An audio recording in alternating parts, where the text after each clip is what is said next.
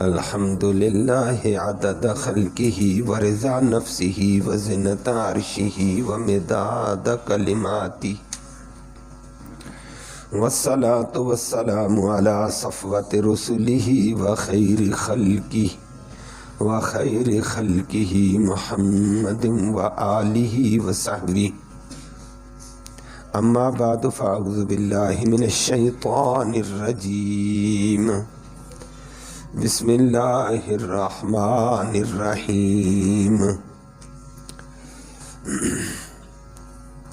یا ایہا الذین آمنوا کونوا قوامین للہ شہداء بالقسط ولا یجرمنکم شنآن قوم علی الا تعدلوا اعدلوا هو اقرب للتقوى واتقوا اللہ ان اللہ خبیر بما تعملون صدق اللہ العلی العظیم وبلغنا رسولہ النبی الامی الکریم۔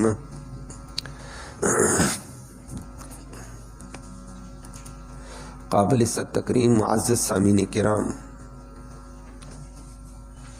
اللہ رب العالمین نے آیت کریمہ میں اسلام کے بنیادی اصول عدل کا ذکر کیا ہے کہ مسلمانوں عدل انصاف کا دامن کبھی نہ چھوٹنے پائے اور انصاف کے ساتھ حق کی گواہی بھی دے دو تاکہ حق والے کو حق مل جائے، ظلم نہ ہو، زیادتی نہ ہو، انصاف کے ساتھ اللہ کی رضا کے لیے گواہی دو۔ اور فرمایا اگر تم کسی قوم سے تمہیں عداوت بھی ہے، کسی قبیلے سے عداوت بھی ہے، تو وہ عداوت تمہیں حق بات سے ادھر ادھر نہ کرے۔ دعوت اپنی جگہ لیکن سچ اور حق اپنی جگہ ہوگا۔ عدل کرو گے، یہ عدل ہی تقوی کے قریب ترین چیز ہے اور اللہ کو پسند ترین چیز ہے۔ اللہ ہم سب کو عمل کی توفیق نصیب فرمائے۔ لفظی ترجمہ سماعت فرمایا یا ایہا الذین آمنوا، او ایمان والو، کونوا، ہو جاؤ، قوامین، قائم کرنے والے، للہ، اللہ کے لیے، شہداء، گواہیوں کو، بالقسط، انصاف کے ساتھ، کہ انصاف کے ساتھ گواہی قائم کرنے والے ہو، وہ بھی اللہ کی رضا کے لیے، کسی مفاد کے لیے نہیں۔ نمبر 2، ولا یجرمن، ہرگز برنگہتا نہ کرے، ابارے نہیں کم تمہیں، شنآن قوم، کسی قوم کی عداوت، کسی قوم کا بغض تمہیں برنگہتا نہ کرے، اللہ، اس بات پر، اللہ تعدلو، کہ تم عدل نہ کر پاؤ، انصاف نہ کر پاؤ، ایسے نہ ہو۔ اعدلو، عدل کرو ہر حال میں، ہوا وہ عدل، اقرب، زیادہ قریب ہے، للتقوی، تقوی کے، اور تقوی اللہ کو سب سے زیادہ پسند ہے۔ واتقوا اللہ، اور اللہ سے ہر حال میں ڈرتے رہو، ان اللہ، بے شک اللہ رب العالمین، خبیر، خوب جانتا ہے، بما تعملون، جو تم کرتے ہو۔ اللہ ہمیں اپنی رضا کے لیے عمل کی توفیق نصیب فرمائے۔ کل آپ کے سامنے گزرا تھا کہ اسلام کی بنیادی 4 چیزیں ہیں اور ان چیزوں پہ قائم ہو جائے تو پورا اسلامی معاشرہ برکت اور رحمت میں آتا ہے۔ ایک چیز کل آپ کو بتائی تھی، طہارت، پاکیزگی، کہ اپنے ظاہر کو بھی پاک کرو، باطن کو بھی پاک کرو، اپنے قول کو بھی پاک کرو، اپنے ایمان اور اندر کو بھی پاک کرو، اپنے فعل کو، کردار کو بھی پاک رکھو۔ اللہ ہم سب کو یہ نصیب فرمائے۔ معاشرے میں یہ کمزوری ہے، اور فرمایا طہارت کے بعد اخبات ہے، عاجزی، اللہ کے سامنے عاجزی کرو۔ یہ نہیں میں یہ ہوں، میں وہ ہوں، میرا مال، میری دولت، میری جائیداد، میری جوانی، میری کرفر، میری پارٹی، میری اللہ کے سامنے عاجز بن کر اللہ کی اطاعت کرو۔ عاجزی اللہ ہم سب کو نصیب فرمائے۔ تیسری چیز سماحت، کہ سماحت یہ اپنے اندر اچھی صفات پیدا کر کے معاشرے کو فائدہ دو، ہمدردی ہو، اخوت ہو، بھائی چارہ ہو، اعلیٰ صفات پیدا کرو، معاشرہ امن والا بن جائے گا۔ چوتھی چیز عدل، آج عدل کی بات ہے یہ تو طہارت کی آپ نے 3 دن سنا تھا، طہارت میں وضو بھی آیا تھا، طہارت میں غسل بھی آیا تھا، طہارت میں تیمم بھی آیا تھا، اور باطنی طہارت کا بھی وہاں ذکر ہو گیا تھا کہ اللہ ہمیں باطنی چیزوں کی بیماریوں سے بھی، اور جسمانی بیماریاں یا روحانی بیماریاں، اللہ ان سے بھی پاک رکھے۔ تو آج عدل کا ذکر ہے، اللہ نے عدل فرمایا۔ معاشرے میں عدل آ جائے نا، بے شمار جرائم کا جنازہ نکل جائے گا، لوگوں کی پریشانیاں ختم ہو جائیں گی۔ آج ہمارے اندر عدل نام کی چیز نہیں ہے، اور اللہ نے آیت کریمہ میں عدل کا حکم دیا۔ سورۃ نساء میں بھی یہ آیت تقریباً انہی الفاظ کے ساتھ تھی، لیکن تھوڑی سی تقدیم و تاخیر تھی، آگے پیچھے الفاظ تھے۔ یہاں کہا یا ایھا الذین آمنوا، ایمان والو، کونوا قوامین للہ شہداء بالقسط، معنی تقدیم و تاخیر کے ساتھ ایک ہی ہے، لیکن تھوڑا سا فرق ہے، وہ علماء کرام ان باریکیوں کو جانتے ہیں۔ وہاں کہا یا ایھا الذین آمنوا کونوا بالقسط شہداء للہ، وہاں یہ کہہ دیا ہے سورۃ النساء میں، اور یہاں اللہ رب العالمین نے یہ کہا، اور دونوں کا فرق کیا ہے محدثین نے کہ ترتیب کے بدلنے سے کیا چیز ہے۔ اللہ نے فرمایا ہے انسان کو عدل کے لیے مانے، انصاف سے مانے 2 چیزیں بنتی ہیں۔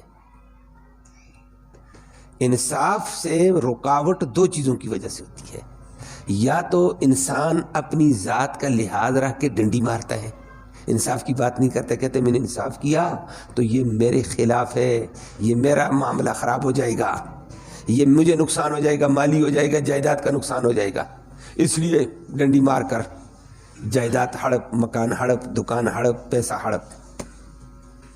کہتا ہے میں عدل کی بات کرتا ہوں تو اسی عدل کے نیچے میں آتا ہوں ذاتی وجہ سے، یا اس کی رشتہ داری کا مسئلہ ہوتا ہے کہ میں نے عدل کی بات کی، میرا رشتہ دار مارا جاتا ہے، یا تیسری صورت ہوتی ہے کہ عدل کی وجہ سے میرے دوست مارے جائیں گے، میری پارٹی ماری جائے گی، میری پارٹی کا بندہ ہے وہ مارا جاتا ہے، اس لیے پھر عدل سے کترا جاتے ہیں۔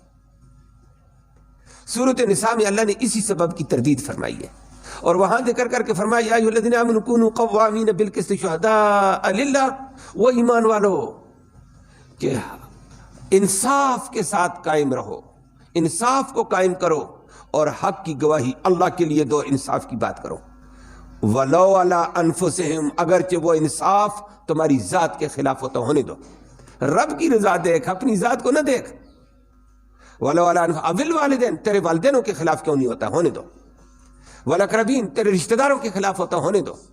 رب کی رضا دیکھنی، نہ ذات کا لحاظ رکھ، نہ قرابت میں والدینوں کا بھی لحاظ نہیں، اور رشتہ دار کا بھی لحاظ نہیں، حق کی بات کہہ دو، رب راضی، جگ راضی ہو جائے گا، آج نہیں تو کل راضی ہو جائیں گے، لیکن حق میں جو رحمت الہی آئے گی نا عدل میں، اس کی برکات سے دنیا ساری لبریز ہو جائے گی۔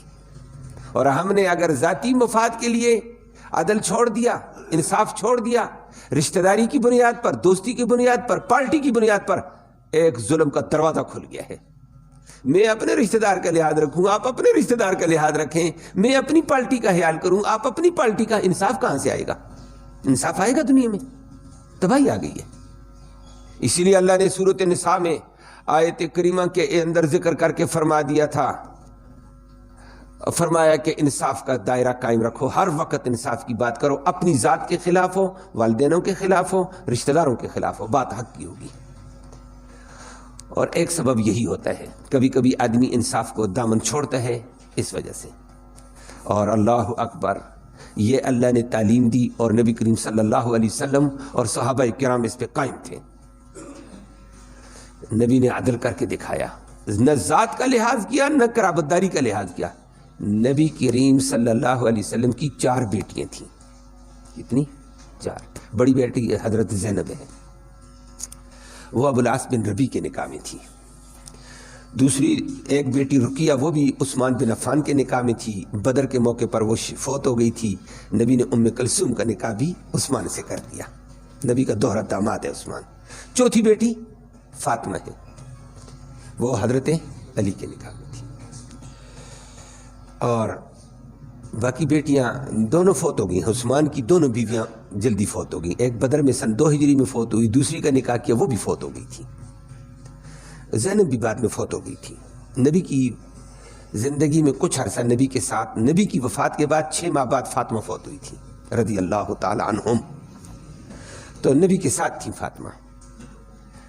مال جہاد ہوتا ہے، مجاہدین جہاد کرتے ہیں، جہاد میں کافروں سے مال بھی چھینا جاتا، اس کو مال غنیمت کہتے ہیں.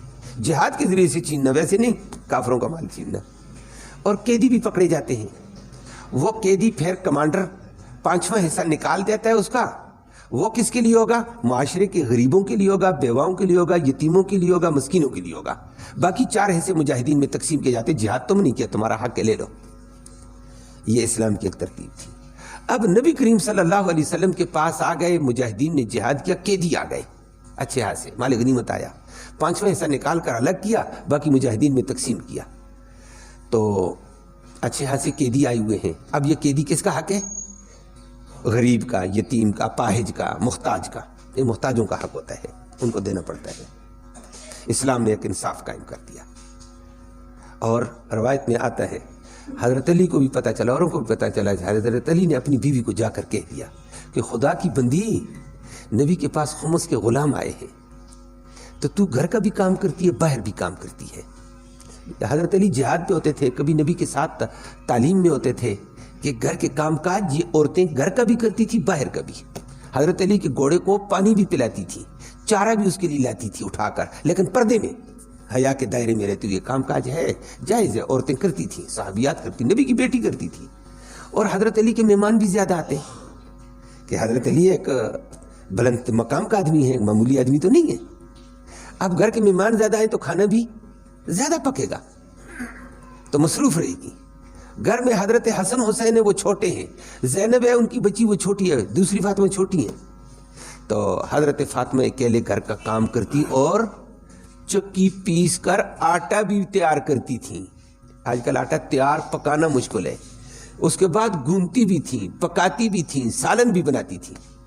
تو چکی پیسنے کی وجہ سے، کام کاج کی وجہ سے ان کے ہاتھوں میں نشان پڑ گئے. سمجھ آ گئی ہے؟ یہ نبی کی بیٹی ہے. آج کل ہمارے نخرے مخرے آ جاتے ہیں. وہ میں نے چند دن پہلے بھی ذکر کیا کہ عورتیں خدمت کرتی ہی نہیں، نہ سسر کی، نہ ساس کی، نہ بعد میں کہتی حمد کی خدمت بھی ہمارے ذمہ نہیں. کہاں لکھا ہوا ہے؟ سبحان اللہ. پھر ایک مسئلہ بن گیا ہے، اللہ معاف فرمائے. وہ کہتی ہیں سارا تم کرو، ہم آرام سے بیٹھیں گی. آرام سے بیٹھنے کے پھر بڑے نقصان ہیں، اللہ بچائے، وہ ایک الگ موضوع ہے. اب نبی کی بیٹی سارا کا حضرت علی نے بتایا، جاؤ نبی کو بتاؤ، ایک غلام ہے، گھوڑے کا کام، چارے کا کام، باہر کا کام وہ کرے گا، تو گھر کا کام کر لینا، چکی بھی وہ پیس دے گا، تو باقی کام کر دینا. وہ چلی گئی ہے. چاہت تھی، ضرورت تھی، گئی. گھر میں نبی کے وسلم نہیں تھے. عائشہ صدیقہ سے ملاقات ہوئی. کیسے آنا وہ بیٹی؟ کہ دیکھو جی میری پوریوں کے نشان ہیں، میں تھک جاتی ہوں، گھر کا کام ہوتا ہے، باہر کا کام ہوتا ہے، مہمان زیادہ ہوتے ہیں، میں تھک جاتی ہوں، اکیلی ہوں، تو غلام مجھے بھی دے دیا جائے، میں اس لیے آئی ہوں. عائشہ صدیقہ نے بتایا نبی کے وسلم آئیں گے، میں بتا دوں گی. وہ واپس چلی گئی. نبی عصر کے بعد جاتے تھے نا، مغرب کے بعد پڑھایا، پھر پڑھائی میں بیٹھ جاتے تھے. عشاء کی نماز کے بعد آتے تھے تھوڑا سا درس دے کر. اب عشاء کو نبی کے وسلم گھر تشریف لائے. حضرت عائشہ نے فٹ بتا دیا آج فاطمہ آئی تھی، یہ کہتی تھی. نبی کریم صلی اللہ علیہ وسلم کھڑے قدموں میں فاطمہ کے گھر چلے گئے.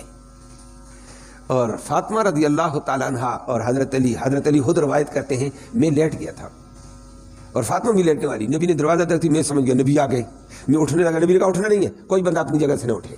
مجھے اٹھتا آدھا میں اٹھ گیا اور آدھا ابھی اپنی جگہ. نبی نے کہا رک جاؤ، بس رک گئے. نبی کریم صلی اللہ علیہ وسلم میرے پاؤں کی طرف، یہ تواضع عاجزی، کسی کو تکلیف، وہیں بیٹھ گئے. لیکن تھکے ہوئے تھے نبی، پھر بڑھاپا بھی ہوتا ہے تو نبی نے ٹانگیں اوپر کر کے لمبی کی ہے. حضرت علی کہتے ہیں ادھر سے بیٹھ کر میری طرف ٹانگ لمبی کر کے میری طرف منہ کیا. ٹانگ لمبی ہوئی ہے تو میرا سینہ اٹھا ہوا، سیدھی ٹانگ قدم مبارک ادھر آ کر لگا. کہتے ہیں نبی کے قدم کی ایسا سکون مجھے ملا اور اتنا نرم اور اتنی ٹھنڈک گرمی کے موسم میں. میں کہتا ہوں واہ سبحان اللہ، یہ نبی کا جسم تھا نا. تو نبی نے پھر مجھے کہا یہ فاطمہ سامنے تھی. کہا فاطمہ تو آج گھر آئی تھی، غلام لینے آئی تھی؟ جی یا رسول اللہ آپ کو غلام ملے ہیں، آپ کے پاس ہیں، میں بھی مستحق ہوں. یہ ہے عدل، میں نے کہا عدل ہم کب ڈنڈی مارتے ہیں؟ اپنے لیے یا اپنی ذات کے لیے یا اپنے رشتہ دار کے لیے، پارٹی کے لیے، دوستی کے لیے۔ نبی کریم صلی اللہ علیہ وسلم کو ہاتھ دکھائی، اب باپ کو ہاتھ دکھا رہی ہے، بیٹی دکھا رہی ہے، دو جہان کے سردار کی بیٹی دکھا رہی ہے، لاڈلی بیٹی دکھا رہی ہے۔ باپ باپ ہی ہوتا ہے، بچی بچی ہوتی ہے۔ نبی نے اس کے ہاتھوں کی پوریاں دیکھ کر کہا بچی بعد میں نے دیکھ لیا آپ کے ہاتھ، اور کپڑے بھی اس وقت تو یہ سوئی گیس نہیں تھا نا، چولہے میں لکڑیاں جلتی تھیں، کپڑے بھی میلے کچیلے دھوئے والے۔ یا رسول اللہ روزانہ کپڑے میلے کچیلے ہو جاتے ہیں، ابو داؤد کی روایت میں ہے۔ تو مجھے غلام دے دو۔ نبی کریم صلی اللہ علیہ وسلم نے فرمایا بیٹی بات سنو، غلام آپ کو دوں یا ان کو دوں جن کے ہاتھ ہی نہیں ہے؟ جہاد میں ہاتھ کٹے ان کے، تیرے ہاتھ تو ہیں بچی۔ واہ امام عدل، تو نے دنیا کو عدل دیا ہے جیسے قرآن نے کہا عدل دیا ہے۔ بیٹی غلام ان کو دوں جن کے پاؤں نہیں ہے یا آپ کو دوں؟ آگے بھی بیٹی تھی، وہ بھی چپ ہو گئی۔ ٹھیک ہے یا رسول اللہ۔ فرمایا بیٹی غلام اس کو دوں جو بوڑھا ہے، جو کام کاج کر ہی نہیں سکتا، جسم جواب دے گیا ہے، تو جوان ہے، بوڑھے کو دوں تجھے دوں؟ بیٹی نے کہا ٹھیک ہے جی۔ میں بیٹی تجھے غلام دوں، تیرے ساتھ تیرا شوہر علی بھی کبھی ہوتا ہے، بچے بھی حضرت حسن حسین اس وقت بہت چھوٹے تھے، 3-4 سال 5 سال کے تھے۔ فرمایا بیٹی تو کام کر لیتی ہے، اس بوڑھی اماں کو نہیں دوں جو بیچاری پانی کی بھی محتاج ہے، جو کام کاج کی بھی محتاج ہے، اس کو نہ دوں؟ بیٹی نے کہا ٹھیک ہے۔ فرمایا بیٹی تجھے غلام نہیں دوں گا، میں ان کو غلام دوں گا جن کے ہاتھ نہیں، میں ان کو غلام دوں گا جن کے بازو جہاد میں کٹے ہیں، جن کے پاؤں کٹے ہیں، جو بوڑھے بیٹھے ہوئے ہیں بیچارے، جو بوڑھیاں بیٹھی ہوئی میں ان کو دوں گا جن کی خدمت کی ضرورت ہے۔ تجھے اللہ نے جوانی دی، صحت دی ہے، ہاتھ دیے، پاؤں دیے، تو مستحق نہیں ہے۔ واہ امام عادل، ہم ہوتے تو پہلے اپنے گھر کو بھرتے، پھر بیٹوں کے گھر بھرتے، بیٹیوں کے گھر بھرتے، بچے گا تو پھر تصویر کے لیے لوگوں کو بلائیں گے، لگو لائن میں۔ اب تصویر نکالتے ہیں، میں تعاون کر رہا ہوں غریبوں کے ساتھ۔ اللہ ہم سب کو ہدایت نصیب فرمائے۔ ہمارا معاشرہ کہاں پہنچ چکا ہے؟ یہ کس نبی کی تعلیمات تھی، کیا تھی، اور ہم کہاں پہنچے ہیں؟ اللہ، امام عادل نے بیٹی کو کہا بیٹی نہیں دیتا ہوں تجھے غلام، ہاں وظیفہ دے کر جاتا ہوں، وظیفہ آپ بھی پڑھنا۔ اچھا وظیفہ آپ نے فرمایا بیٹی تو نے کہا میں تھک جاتی ہوں اور میں اکیلی ہوتی ہوں، مجھے کام ناکافی ہو جاتا ہے، کام کے لیے میں ناکافی ہو جاتی ہوں۔ بیٹی آئندہ ایسے کرنا، تھک کر رات کو بستر پر آئے نا، 33 دفعہ سبحان اللہ پڑھنا، 34 دفعہ الحمدللہ پڑھنا، 33 دفعہ سبحان اللہ، 33 دفعہ الحمدللہ، 34 دفعہ اللہ اکبر، کتنی ہو گئی؟ 100۔ فرمایا بیٹی یہ پڑھ کر رات کو بستر پر آتی یہ پڑھ لینا، اور یہ میرے حال میں 100 تسبیح ہے، 100 سیکنڈ ہی لگیں گے، 1.5 منٹ لگا نا بھائی، نہیں تو 2 منٹ لگ جائیں گے نا۔ تو فرمایا بیٹی یہ پڑھنا، ایک غلام آزاد کرنے کا ثواب ملے گا۔ غلام اس وقت ہی نہیں ہو تو کروڑوں میں بھی نہیں ہوگا، 3-4 اور 4-5 کروڑ میں بھی نہیں ملے گا، اتنا بڑا ثواب ہے۔ اور بیٹی اگلا کام، اللہ جسم میں اتنی طاقت دے گا آئندہ تو اپنے کام کو کافی ہو جائے گی۔ تیسری بات بیٹی رات کو تھکاوٹ ختم ہو جائے گی، اللہ اکبر، اور تیرے کام میں برکت آ جائے گی۔ 4 کام یہ کرو گے نا انشاءاللہ، رات کو یہ کام کیا کرو، کام میں برکت آ جائے گی، تھکاوٹ ختم ہے، ثواب کا ثواب ہے، ایک غلام ثواب ملتا ہے بھائی۔ بچی کو یہ امام عدل نے وظیفہ بتا کر کہا غلام غیروں کا حق ہے، اور غلام نبی نے دیگر محتاجوں میں تقسیم کیے۔ امام عادل تیرے اوپر رب کی کروڑوں رحمتیں ہوں، تو نے بچی کا لحاظ نہیں، اپنا نہیں، یہ تھا کونوا قوامین بالقسط شہداء للہ، وہاں کہا تھا، یہاں کہہ دیا کونوا قوامین للہ شہداء بالقسط۔ اللہ اکبر۔ ادھر کہا ولو علی انفسہم، اپنی ذات کے خلاف کیوں نہ ہو، ولو اوی الوالدین اوی الاقربین، اور یہاں عدل کے رکاوٹ میں دوسرا سبب ایک اور ہوتا ہے، یہ تو ذات ہوتی ہے، رشتہ داری ہوتی ہے، دوستی ہوتی ہے، پارٹی ہوتی ہے۔ فرمایا ان باتوں کا لحاظ نہ رکھو، انصاف انصاف ہے، اور آج کل ہم چھوڑ چکے ہیں، پارٹیوں کے لیے انصاف کو ذبح کر دیا، دوستی میں انصاف ذبح کر دیا، رشتہ داریوں میں انصاف ذبح کر دیا، ذات کے لیے انصاف ذبح کر دیا، پھر کہتے ہیں انصاف نہیں ہے دنیا میں، تو ہم نے تو خود ذبح کیا اس کو، کون کرے گا؟ نچلی سطح سے لے کر اوپر تک ڈنڈی مارتے ہیں۔ اللہ ہم سب کو ہدایت دے دے۔ اور انصاف میں رکاوٹ دوسری چیز کیا ہوتی ہے؟ بغض اور عداوت۔ کیا ہوتا ہے؟ اب کسی کو کسی سے بغض ہے، اب اس بغض میں آ کر کہے گا دفع کرو اس کو، غرق ہونے دو، دفع کرو اس کو، مرنے دو، اس کو پھنسنے دو، اس کو اور اندر کر دو اور اندر کر دو اور اندر جیل میں، نکل ہی نہ سکے، جاؤ غرق ہو جائیے. ایسے نہیں ہے. قرآن نے یہاں اس بات کا ذکر کیا ہے، وہ ایمان والو انصاف، اللہ کی رضا کے لیے حق کی بات کرو، حق کی گواہی دو. وَلَا يَجْرِمَنَّكُمْ شَنَآنُ قَوْمٍ عَلَىٰ أَلَّا تَعْدِلُوا، کسی قوم کا بغض، کسی قوم کی عداوت تمہیں انصاف میں رکاوٹ پر ہرگز نہ ابھارے. بغض اپنی جگہ ہے، دعوت اپنی جگہ، حق کی بات اپنی جگہ ہے.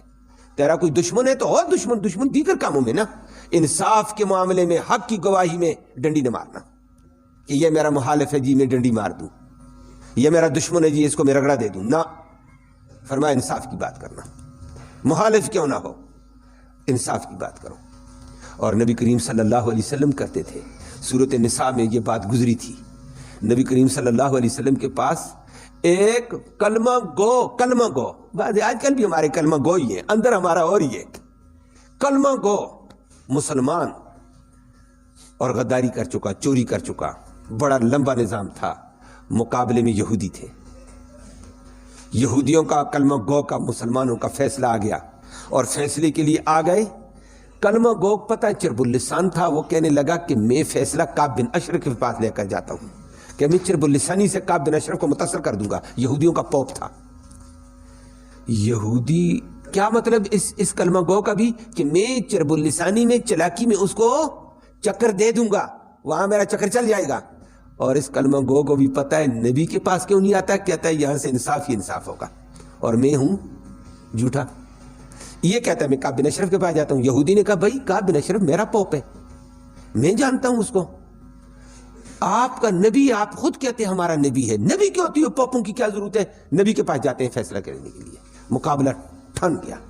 ایک طرف یہودی ڈٹائی کر رہا ہے، اس کو پتہ ہے میں ہوں انصاف پر، مجھے انصاف پوپ سے نہیں ملے گا. کہاں سے ملے گا؟ اپنے پوپ سے بھی نہیں مل سکتا ہے. کہاں سے ملے گا؟ محمد الرسول اللہ صلی اللہ علیہ وسلم سے. بلاہر یہودی ڈٹ گیا. اس نے کہا تو کلمہ ہے پڑھتا ہے، تو کیسا کلمہ پڑھتا ہے جیسے آج ہمارا حال ہے. اس نے دبایا اس کو. بلاہر مجبور کیا. نبی کریم صلی اللہ علیہ وسلم کے پاس فیصلہ آ گیا. نبی کریم صلی اللہ علیہ وسلم کے پاس فیصلہ آیا. نبی کریم صلی اللہ علیہ وسلم نے دونوں کا فیصلہ سنا. یہودی نبی کا مخالف ہے، نبی کا دشمن ہے، نبی کو قتل کرنے کی بے شمار سازشیں کر چکے تھے، لیکن نبی نے انصاف کے ساتھ انصاف کا دامن نہیں چھوڑا، یہودی کے حق میں فیصلہ دے دیا. اور منافق کو کہا تو غلط ہے بھائی، کلمہ گو ہے، تو غلطی کر رہا ہے. کلمہ گو منافقین جو کچے لوگ ہوتے ہیں نا، پکیوں نے کہا جو نبی نے کہہ دیا ٹھیک کہہ دیا. کچوں نے کہا یہ دیکھو جی کلمے کا بھی اعتبار نہیں کیا، مسلمانوں کا لحاظ نہیں کیا، مخالفین کو یہ کر دیا وہ کر دیا، پروپیگنڈا بھی کرنے لگے. بہرحال وہاں سے باہر نکلے تو منافقین، کلمہ گو منافق تھے، اوپر سے کلمہ تھا مفاد کے لیے. تو بہرحال کہنے لگا فیصلے کی نظر ثانی کرتے ہیں. اس نے کہا کون سی نظر ثانی ہے؟ محمد الرسول اللہ کے بعد نظر ثانی؟ اتنی سپریم پاور کے بعد نظر ثانی کہاں سے کراتا ہے تو؟ یہ تو سپریم پاور ہے. میں نے کہا کرا دیتے ہیں. بار بار اصرار کیا. اس نے کہا کہاں سے کرائے گا؟ میں نے کہا اب عمر کے پاس جاتے ہیں. اس کو پتہ عمر ذرا اسلام میں سخت ہے، اور اسلام کے مقابلے والوں کے بڑا سخت ہے، مخالف ہے، تو وہاں میری دال گل جائے گی. وہاں گئے، عمر بن خطاب کے دروازے پہ دستک دی. وہ آ گیا. ہاں بھائی کیا بات ہے؟ فیصلہ کرانا ہے جی. بیٹھے. فیصلہ کیا ہوا؟ چرب اللسان نے چرب اللسانی کے ساتھ عمر کو چھوڑتا گیا کہ میں داؤ میں لے آؤں. تو اسلام کا طریقہ ہے مدعی کی بات سنو، پھر مدعلے کو سنو، وہ دفاع کرے اپنا، وضاحت کرے اپنی. اور اس کی ساری باتیں سن کر عمر نے کہا ہاں بھائی آپ سنائیں، آپ کے خلاف دعویٰ ہے. اس نے کہا تفصیل سناؤں؟ اس نے بڑی لمبی تفصیل کر دی، آپ کو سمجھ آ گئی ہوگی. تفصیل سناؤں یا بہت مختصر بات کروں؟ زیرک بین کے لیے اشارے کافی ہوتے ہیں. اس نے کہا مختصر بات کرو. اس نے کہا یہ فیصلہ محمد الرسول اللہ کی عدالت میں ہو چکا ہے. عمر نے کہا کیا کہتے ہو؟ کہا محمد الرسول اللہ کی عدالت میں فیصلہ ہو گیا ہے. یہ نہیں عمر نے پوچھا ادھر ہوا یا ادھر ہوا. عمر نے کہا ہو گیا ہے. اس سے بھی پوچھا ہوا بھائی فیصلہ؟ جی ہوا ہے. اچھا میرے پاس؟ کہا یہودی کو پوچھا میرے پاس کیوں آئے ہو؟ کہا یہ کہتا تھا نظر ثانی کرتے ہیں. میں نظر ثانی کو. اس نے کہا اچھا سپریم پاور سے فیصلہ، اور عمر جیسے غلام کے پاس آتے ہو نظر ثانی کے لیے؟ بیٹھ جاؤ میں فیصلہ کرتا ہوں. اندر گیا، تلوار نکالی، آ کر کلمہ گو مسلمان کی گردن اڑا دی ہے. سینے پر چڑھ کر بیٹھا اور کہنے لگا سنو مسلمانوں، کلمہ گو مسلمانوں، یہودیوں، سب سنو. بڑا مجمع فرمایا محمد الرسول اللہ کے فیصلے کے بعد عمر کے پاس آؤ گے، عمر کی زبان فیصلہ نہیں کر سکتی، عمر کی تلوار فیصلہ کرے گی۔ واہ عمر، کمال کر کے رکھا عمر نے بھی۔ منافقوں کا پروپیگنڈا ہوا، قسمیں آئیں، سب کچھ ہوا۔ نبی کریم صلی اللہ علیہ وسلم بھی تھوڑے سے بشری تقاضے پریشان، عمر نے کیا کر دیا؟ بعد میں قرآن اترا، فرمایا عمر سچا ہے، عمر نے ٹھیک کیا ہے۔ آج کے بعد اس کو عمر نہ کہنا، اس کو فاروق اعظم کہنا، حق و باطل کا واضح فرق کرنے والا، اس نے صحیح فرق کیا ہے۔ لیکن بعد یہ ذکر کرتا کہ دشمن سے عداوت بھی ہو تو انصاف کی بات۔ نبی نے بھی یہودی کے حق میں فیصلہ کیا اور اگلا ڈنڈی مارنے لگا تو اس نے تو ڈنڈی کا جواب دیا نا، لیکن دشمنی بھی ہو تو انصاف کا دامن نہیں چھوڑو۔ آج کل ہمارا حال دشمنی ہو تو اگلے کو غرق کر دو، جینے کا حق بھی نہ دو، یا پھر اپنی رشتہ داری کا لحاظ رکھو۔ قرآن نے یہ کہا وَلَا يَجْرِمَنَّكُمْ شَنَآنُ قَوْمٍ عَلَىٰ أَلَّا تَعْدِلُوا اعْدِلُوا، عدل کرو، هُوَ أَقْرَبُ لِلتَّقْوَىٰ، یہ انصاف ہی تو تقوی کے زیادہ قریب تر ہے۔ اور اللہ کے ہاں ان اکرمکم عند اللہ اتقاکم، اللہ کے ہاں تقوی والا زیادہ عزت والا ہوتا ہے۔ ان اللہ خبیر بما تعملون، اللہ ہر بات کی خبر رکھتا ہے، ذرا خیال کر کے چلو۔ اللہ ہم سب کو عدل کے تقاضے پورے کرنے کی توفیق نصیب فرمائے۔ اللہم صلی وسلم دائما ابدا